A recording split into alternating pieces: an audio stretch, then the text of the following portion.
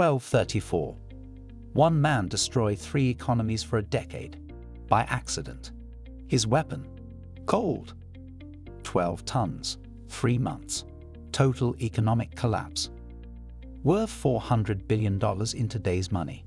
More than Musk and Bezos combined. Right now, December 2024, the Federal Reserve is doing the exact same thing. But they're doing it on purpose. This is the story of the richest man in history, and why you're about to lose everything you've saved. Most people think the richest person in history was Rockefeller, maybe Rothschild. Today, Bezos or Musk. They're all wrong. 2012. Celebrity Net Worth publishes a list. The wealthiest people ever. Adjusted for inflation. Number 1 wasn't American, wasn't European. African king. Ruled from 1312 to 1337. Mansa Musa, Emperor of Mali. Time magazine called him richer than anyone could describe. Medieval historian Al-Umari said his wealth was beyond measure. Not hyperbole, reality. Here's how we know. Between 1312 and 1337, Mali controlled 50% of the world's gold production. Not 5%, not 20%, half. The Bambouk goldfields in modern Mali and Senegal, largest gold source on the planet. Trans-Saharan trade routes ran through Mali territory. Gold flowing north to Egypt and Europe. Salt flowing south. Ivory slaves, goods moving everywhere. Mansa Musa controlled it all. His empire, 1.29 million square kilometers, bigger than Western Europe. Population, 40 to 45 million people. Massive for the 1300s. His capital wasn't some mud village, Timbuktu. City of scholars, merchants, libraries. Eventually housed 25,000 students and 100,000 manuscripts. 1234. Musa decides to go on Hajj, the pilgrimage to Mecca. That decision changed economic history forever. Here's how Mansa Musa crashed an economy, step by step. The decision. Islamic law requires every Muslim who can afford it to make Hajj at least once. Musa was devout. Ruled for 12 years. 1324 was his year.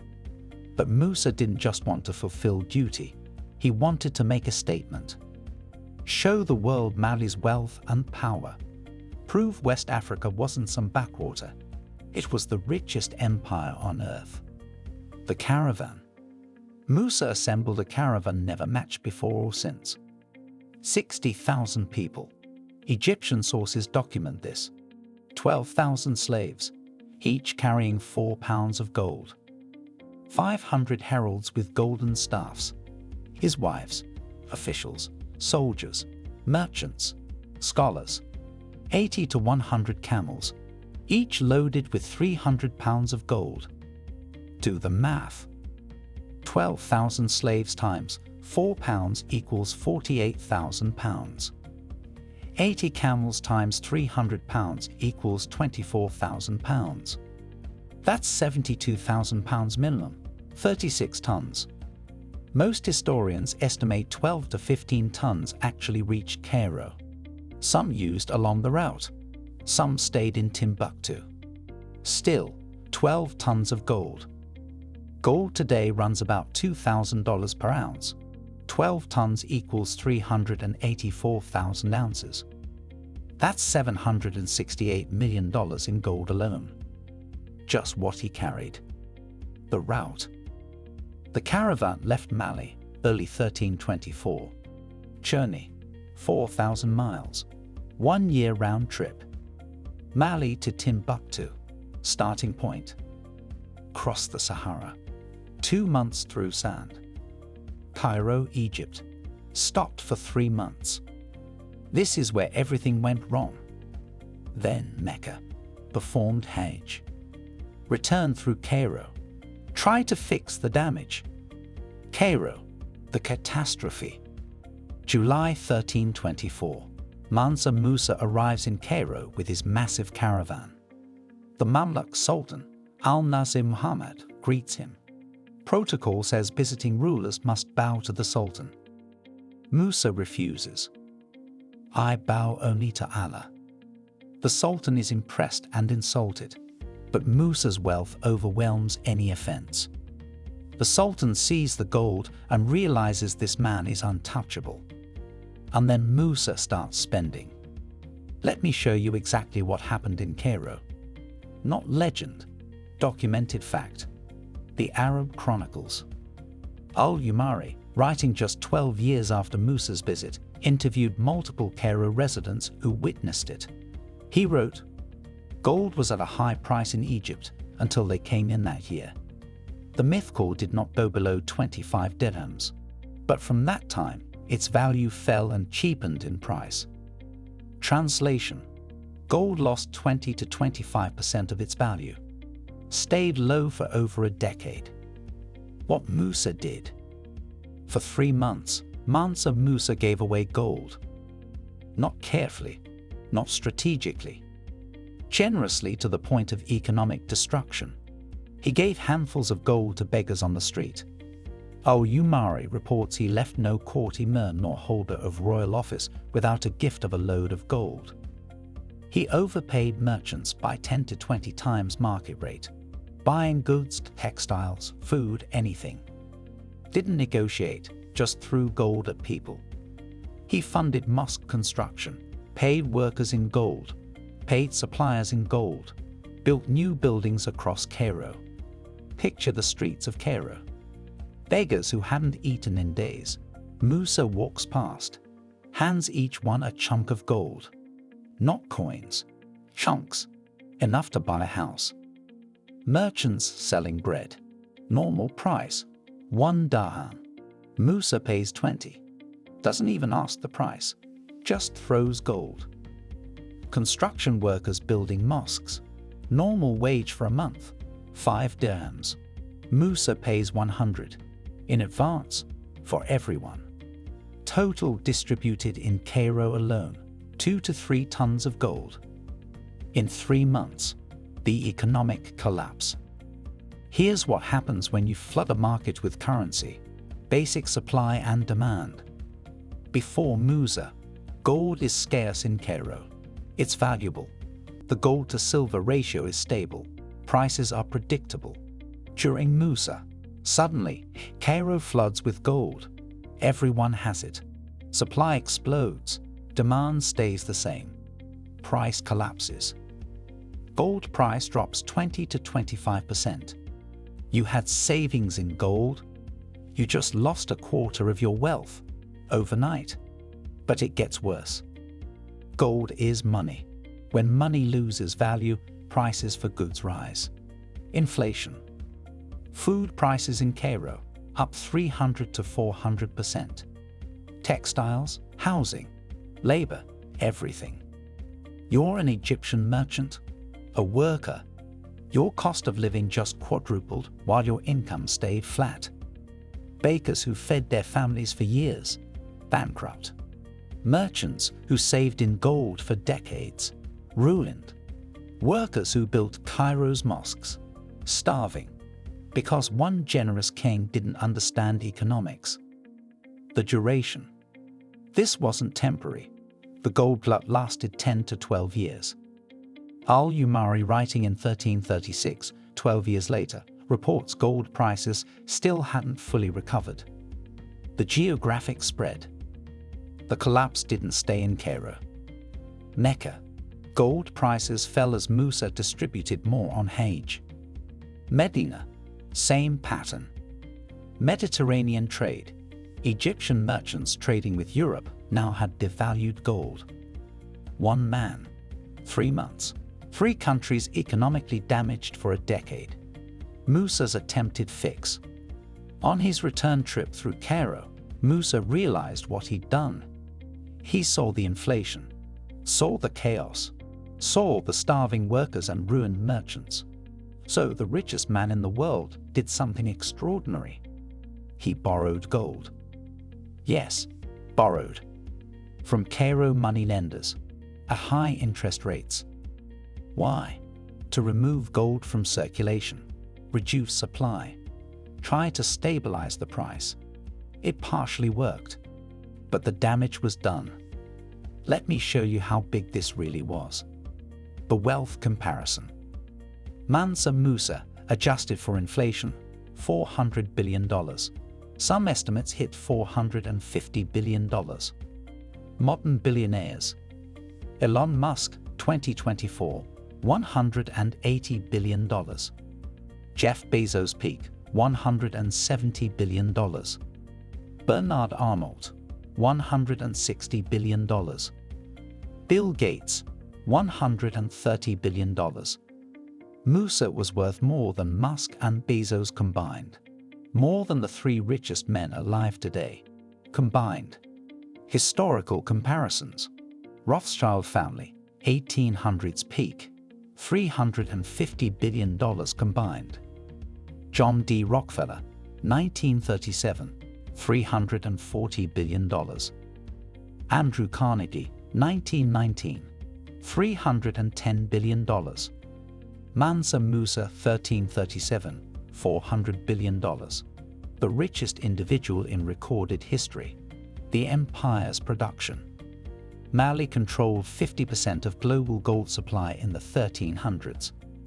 Not a regional monopoly, a global monopoly. The Bambouk goldfields produced thousands of pounds of gold annually, all flowing through Musa's treasury, all taxed, all controlled. Trans-Saharan trade, gold worth millions moving north, salt worth millions moving south. Musa taxed both directions. Empire revenue, tens of millions in gold annually. In an era when European kingdoms operated on thousands, the human scale. 60,000 people in the caravan, that's bigger than most medieval armies. That's the population of a major city in the 1300s, moving across 4,000 miles of desert, cities, mountains. The logistics alone are staggering. Food, water, shelter for 60,000 people for a year. Coordinating movement across multiple kingdoms. Ensuring safe passage through potentially hostile territory. This required diplomatic agreements, military escorts, advanced planning on a scale most medieval rulers couldn't imagine. The modern equivalent. Imagine if Jeff Bezos took $50 billion in cash, flew to New York City, spent 3 months giving it away to anyone he saw, handed $10,000 to every person on the street, overpaid for every purchase by 1,000%, funded every construction project. The dollar would collapse in New York, inflation would explode, the local economy would be destroyed. That's what Musa did to Cairo. But in an era with no Federal Reserve, no monetary policy, no central bank, no tools to respond, the damage was total and unavoidable. Here's what most people don't know. This story was deliberately buried for centuries. Not by Musa, by European historians. The erasure. For 500 years after Mansa Musa's death, European textbooks didn't mention him. Maps of Africa showed blank spaces where Mali existed.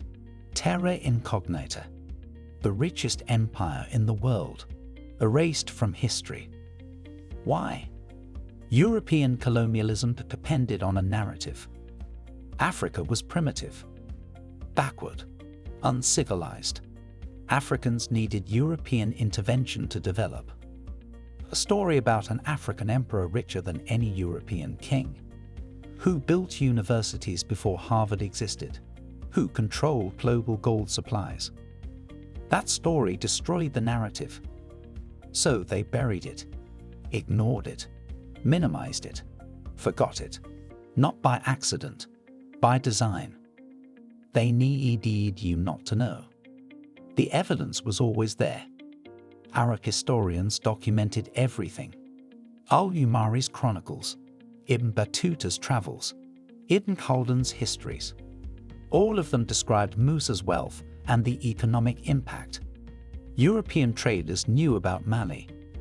The Catalan Atlas of 1375, a European map, shows Mansa Musa sitting on a throne holding a golden scepter. Label: Lord of the Negroes of Guinea, so abundant is the gold in his country that he is the richest and most noble king in all the land. European merchants traded with Mali through North African middlemen. They knew the gold came from West Africa. They knew Mali controlled it. But the academic establishment ignored it. Colonial historians wrote Africa out of world history. They credited gold to Arab traders or vague African sources, without naming Mali or Musa. But rediscovery. Mid-1900s, African nations gained independence. African historians started reclaiming their history. Mansa Musa re-entered the global narrative. Academic research in the 1960s and 1970s translated Arab sources. Archaeological work in Mali uncovered the scale of Timbuktu's universities and libraries. By the 1990s and 2000s, Mansa Musa appeared in world history curricula. But even today, most Americans and Europeans have never heard of him. The richest man in history was deliberately forgotten because his existence contradicted the colonial narrative. Now let me show you why this matters today. The pattern Mansa Musa revealed in 1324 is happening right now. And this time, it's your money being destroyed. The pattern: 3 stages of economic collapse. Stage 1: currency injection. What it means: someone floods the system with money. Mansa Musa 1324, 12 tons of gold in 3 months. Spain 1500s, silver from conquered Americas flooded Europe. USA 2020 to 2024, Federal Reserve created $5 trillion.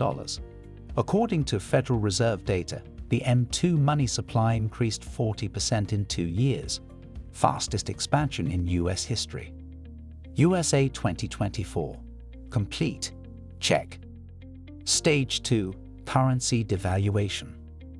What it means: the money loses value because there's too much of it. Mansa Musa, gold price dropped 25%. Spain, silver lost 60% of purchasing power over 100 years. USA 2024, according to Bureau of Labor Statistics data, the dollar's purchasing power is down 30% since 2020. Your dollar today buys what 70 cents bought in 2020. USA 2024, complete, check. Stage 3, inflation explosion. What it means: prices skyrocket. Everything costs more. Your savings buy less. Mansa Musa, 400% food inflation in Cairo. Spain, 400% cumulative inflation over 100 years. The price revolution. USA 2022 to 2024, inflation peaked at 9% in 2022. According to BLS data December 2024, food prices are still up 25% from 2020 levels. Housing costs up 35%. Energy costs up 40%. USA 2024, complete, check. We've completed all 3 stages. History says recovery takes 10 to 15 years minimum. But here's the terrifying part. Picture dominoes in a line. First domino, money printing. Second, currency devaluation. Third, inflation. Fourth, your savings destruction. Fifth, economic collapse. Mansa Musa touched the first domino in 1324. Spain touched it in 1500. The Federal Reserve touched it in 2020. Once the first domino falls, they all go down, every single time. And right now, we're watching domino number 4 start to wobble. For you, here's what this pattern means. Not theory, not history. What's coming for your life? Your job. When recession hits, companies cut costs. First to go, middle management. That could be you. According to recent corporate earnings reports, layoffs increased 30% in Q4 2024. Got your resume ready? Because tens of thousands of people just like you are about to compete for the same jobs. Your savings, that 401 you've been building for 20 years, that retirement account. When the market corrects, it drops 30 to 40%. History says so. 2008 crash, down 40%. 2000.com crash, down 50%. 10 years of gains, gone in 6 months. You're 55 years old, you don't have time to recover. Your home. Property values collapse in recessions. According to housing market data, home prices dropped 35% in 2008. You'll owe more than it's worth. Underwater, trapped, can't sell, can't move, can't refinance. Your home isn't an asset anymore, it's a prison. Your retirement. That pension you're counting on? According to Pension Benefit Guaranty Corporation data, public pensions are underfunded by 30% nationwide. When crisis hits, benefits get cut. Happened in Detroit, happened in Illinois, happened in California cities. You plan for $3,000 a month, you'll get $2,000. If you're lucky. Your family. Your kids wanted to go to college. Tuition already up 60% since 2000. With inflation, by 2026, they'll need loans. Big loans. Loans they'll be paying for 30 years. Your parents need care. Nursing homes cost $6,000 to $8,000 a month. Medicaid is overwhelmed. Medicare doesn't cover it. Who pays? You do. This isn't theory. This isn't conspiracy. This is the pattern playing out. Again, right now. The Federal Reserve did to the US economy what Mansa Musa did to Cairo. Flooded the system with currency, caused inflation, destroyed purchasing power. The difference? Musa did it by accident. He was generous. He didn't understand the consequences until too late. And when he realized, he tried to fix it. Borrowed gold back. Tried to stabilize prices. The Federal Reserve did it on purpose. They knew printing $5 trillion would cause inflation. They have PhDs in economics. They have historical data. They knew. They did it anyway. Called it stimulus. Called it necessary. Called it saving the economy. And now, they're not trying to fix it like Musa did. They're raising interest rates just enough to slow inflation. Not stop it. Slow it. Because stopping it would crash the stock market, would expose the zombie companies, would trigger the recession they're desperately trying to delay. So they're letting your purchasing power erode, letting your savings lose value, letting your cost of living increase. While they protect the banks, protect Wall Street, protect the system. What comes next? When will this collapse happen? The Mali Empire survived Musa's spending spree. It prospered for another 100 years. Timbuktu remained a center of learning. The gold mines kept producing. But the empire eventually fell. Civil wars in the 1400s, invasion by the Somme Empire. By 1670, Mali was gone. The lesson isn't that currency flooding immediately destroys empires. It's that it creates instability, cracks in the foundation. It rewards those who hold hard assets, gold, land, resources, and it punishes those who hold currency, cash, bonds, anything denominated in the devaluing money. Right now, December 2024, the same pattern is playing out. Based on historical yield curve inversions, which occurred in 2022, recession typically follows within 12 to 18 months. That timeline puts us at late 2024 to mid-2025. We're in the window, right now. Could it be Q1 2025? Yes. Could it stretch to Q4 2025? Possible. But we're talking months, not years. And once it starts, it moves fast. Soviet Union collapsed in 900 days, from superpower to gone. Lehman Brothers fell in 48 hours, from too big to fail to bankrupt. When dominoes start falling, they don't stop. Mansa Musa's economy took 12 years to recover, from 3 months of gold distribution. The Federal Reserve created trillions over 4 years.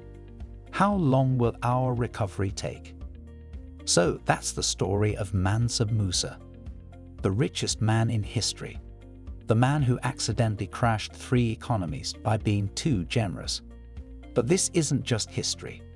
This is economics. This is a pattern.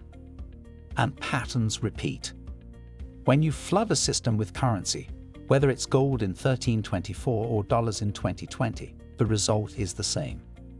Prices explode, wealth transfers from savers to asset holders, and the economy takes years to recover. Mansa Musa gave away 12 tons of gold and destroyed purchasing power for a decade. The Federal Reserve created $5 trillion and triggered the highest inflation in 40 years. The scale is different. The method is different. But the outcome is identical. You're watching the Mansa Musa effect in real time. Your dollars are being devalued right now, today. Your savings are being eroded every single day. Your purchasing power is being destroyed. And it's happening because someone somewhere decided to flood the system with currency. They knew what would happen. They did it anyway. Now you know the pattern, and you'll see it every time it happens again. But here's what most people don't understand about this pattern. The collapse isn't the worst part. It's what the elites do during the collapse. How they position themselves before it hits. How they profit while everyone else loses everything. Joseph Kennedy sold everything in August 1929, 2 months before the crash. Made millions while everyone else was ruined.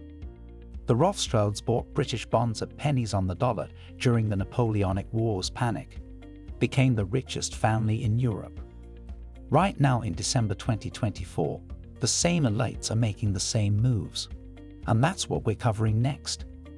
If this opened your eyes, subscribe, because this pattern repeats throughout history. And when you understand it, you can see it coming. The richest man in history taught us a lesson 700 years ago. The question is, are you paying attention? Or are you going to be one of the people who loses everything while the elites profit? The dominoes are falling. The pattern is complete. And your time to prepare is running out.